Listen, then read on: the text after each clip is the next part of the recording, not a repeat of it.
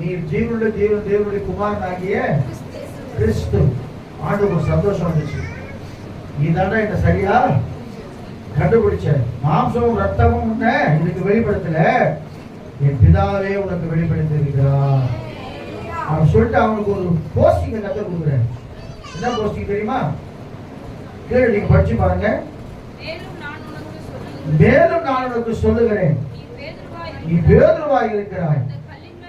இந்த கல்லின் மேல் என் சபையை கட்டுவேன், பாதாளத்தின் வாசல்கள் அதை மேற்கொள்ள. பிரதான அப்போஸ்தலனாக அவனை மாத்துறேன். அல்லேலூயா சொல்லுவோமா? திறவுகளை, பரலோகத்தின் திறவுகளை நான் உனக்கு கொடுப்பேன்னு சொல்லி அவனுக்கு திறவுகளை கொடுக்கிறேன். அப்ப நல்லா கவனிங்க.